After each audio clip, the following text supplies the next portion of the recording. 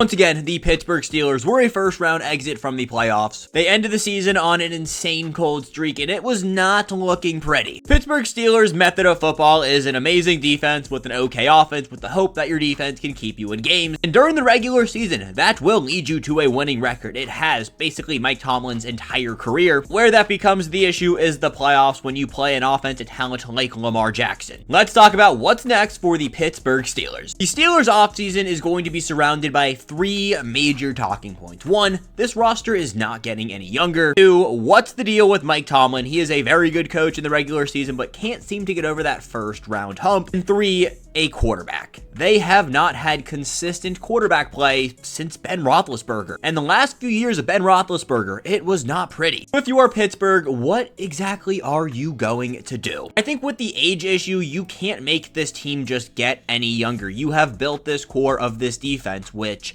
is very good. Do not get that twisted. TJ Watt is an all-pro. You got some really good players in the secondary. You got Cameron Hayward, who is 35. You got an old roster, but you got a really solid defense. Of course, you do have Patrick Queen, who is 25. You draft Nick Herbert. He's another really solid player right there. But the key pieces to your defense, they are getting up there in age. There is an argument to be made that maybe they want to get a little bit younger, but I really don't think that is the case. I think this defense, and we're talking defensive-wise here, is in its prime. Obviously, you got those veteran leaders like Cameron Hayward, who, yes, he is 35 years old, has been in the league for 14 years, but you still got TJ Watt, who is 30, Patrick Queen, who is 25, you got Joey Porter Jr., 24, you got Peyton Wilson, a rookie stud this year, who's 24. For me, the big issue with the Steelers is their quarterback room. What exactly is this team going to do? You have the combination of Russell Wilson and Justin Fields. Now, you aren't paying Russell Wilson any money. He is still on the Denver Broncos paybook for a few more seasons, so you don't really have to worry about that. I'm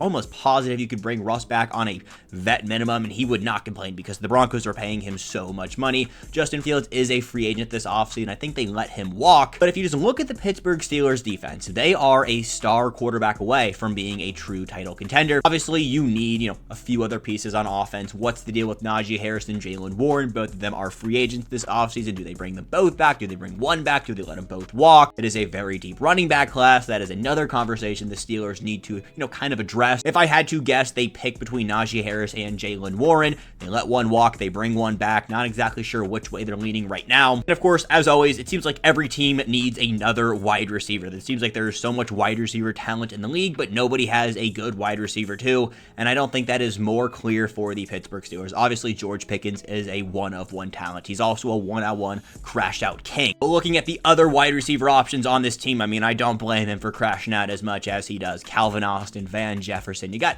Ben Skornick, the special teams legend, but other than that, you bring in Mike Williams at the deadline. He's probably going to walk. I don't envision them re-signing him. All he did was catch that game-winning touchdown against the Commanders, and that was pretty much all he did this year, so you were definitely in the market for a wide receiver too, but that doesn't matter unless you address your quarterback issue. I want to look at a team like the Commanders here.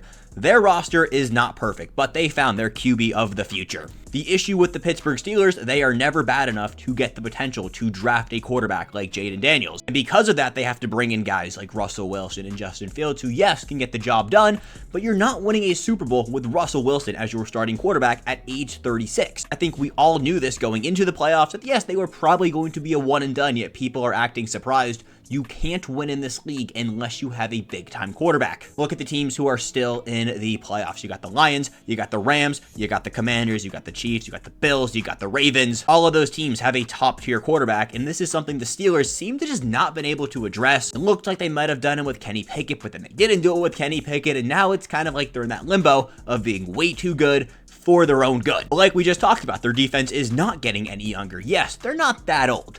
But if you don't address the quarterback situation, where do you go from here? Like Tomlin stuff really quickly, I don't think he needs to get fired. The fact that they're almost a guarantee to pencil in as a wild card team every single year, it is Mike Tomlin. Very good coach, and the Steelers do not fire coaches, so I don't expect him to be moved on from, and I do expect him to be the coach of the Steelers for probably the next 5 years. Yeah, we're just going to say it how it is. It is what it is, and Steelers fans have, I think, learned to live with it. I don't know if they love it, but it's just the way things are in Pittsburgh. Free agency, they are going to potentially lose a few key players on this team. I don't think Justin Fields is coming back. I do not think I almost think it's better to let both of your running backs walk and you just draft, because this running back draft class is through the roof with talent. How much do you want to pay Najee Harris, who looks really good at sometimes, but then that also looks like, what is he doing out there other times? And I think there are better ways to spend that money. Wide receiver 2 has to be addressed. As for their defense, I mean, this is one of the better units in the entire league. Anytime you got TJ Watt, your team is going to be good, but they keep adding to it and it keeps getting better